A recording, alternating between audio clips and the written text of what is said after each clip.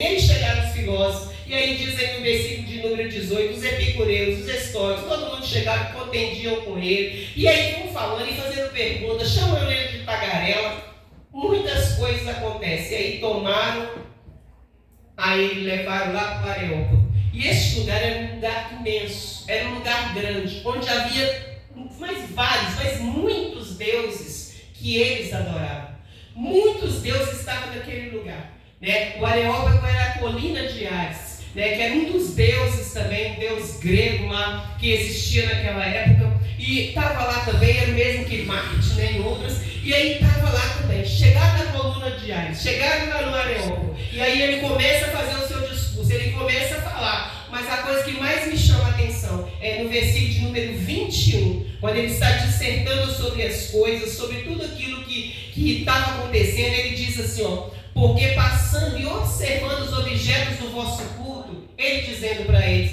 encontrei também o altar no qual está escrito, ao Deus desconhecido, pois este que adorais sem conhecer é precisamente aquele que eu vos anuncio. Sabe o que eu entendo aqui? Todas as coisas contribuem para o bem daqueles que amam a Deus.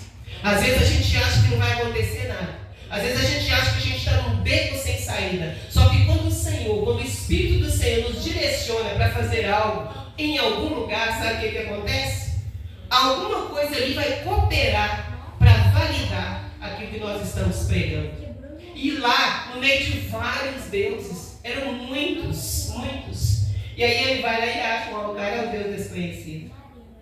Aquilo ali foi a brecha que ele encontrou para o seu sermão, onde ele pôde dizer, olha aí, ó, vocês têm até um altar aqui para o Deus desconhecido, é este aqui que eu vos anuncio. E ele vai falando ali das coisas do céu, o Deus que fez o mundo e tudo que nele existe, sendo ele Senhor do céu e da terra, não habita em santuários feitos por mãos humanas, nem é servido por mãos humanas como se de alguma coisa precisasse, pois ele mesmo é quem a todos dá vida, respiração e tudo mais. E ele vai falando tudo aquilo que o Senhor, que o Espírito Santo do Senhor o impelia para fazer. Tocava nele para ele dizer. Ele vai colocando e vai dizendo. E esse discurso é um discurso longo, portanto nós não vamos nos ater nele. E aí no versículo de número 29 diz, ora, Deus não levou Deus em conta os tempos da ignorância. Agora, porém, notifica aos homens que todos, em toda parte,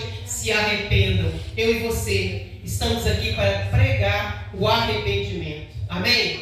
Nós sabemos que se não houver um arrependimento, um coração sincero, não vai acontecer absolutamente nada. Nós vamos ficar estagnados. Não adianta, não tem salvação sem arrependimento. Ele estava ali e ele ousadamente, sabendo que corria risco ali naquele lugar idólatra, ele estava obedecendo ao chamado do Senhor. Olha, eu tive uma visão, passai a Macedônia, ajuda-nos, pois eu estou aqui. Então seja para morrer ou seja para viver, eu vou anunciar a palavra do Senhor. E ele falou tudo aqui ousadamente, transtornando aquele lugar. Tinha gente zombando? Tinha, diz aí que eles zombavam. Alguns ficavam rindo. E mais outros, o que aconteceu? Outros creram naquilo que ele estava falando.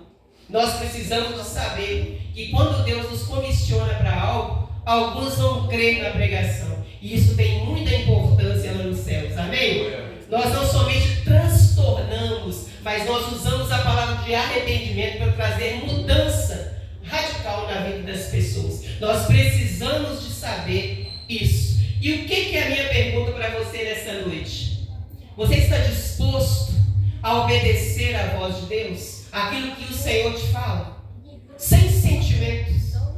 Ah, não sentindo. O Senhor tem me incomodando? Não? Para com isso. Deixa só Deus te dar a visão e obedeça. Né? Se te incomoda, se coloque na brecha e faça o que precisa ser feito. Não fique só incomodado. Né? No interior, não sei se lá em Porteirinha e Rio Gás, que é assim, entendeu? Mas lá na minha terra, quando as mulheres estão com dores de parto, fala que a mulher está incomodada. É assim lá na terra de vocês?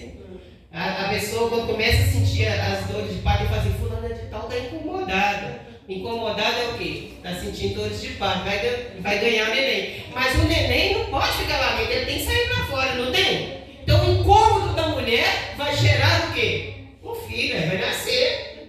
Aí, meu irmão, você que está aí vivendo, na hora que você se sentir incomodado, não fique incomodado, não, seu filho fica preso lá dentro, põe para fora. Faça esse parto, em nome de Jesus. Porque é isso que o Senhor quer, que a gente deixa vir a luz. Amém? Amém. E nós precisamos de entender isso quando nós estamos no lugar certo, na hora certa, obedecer.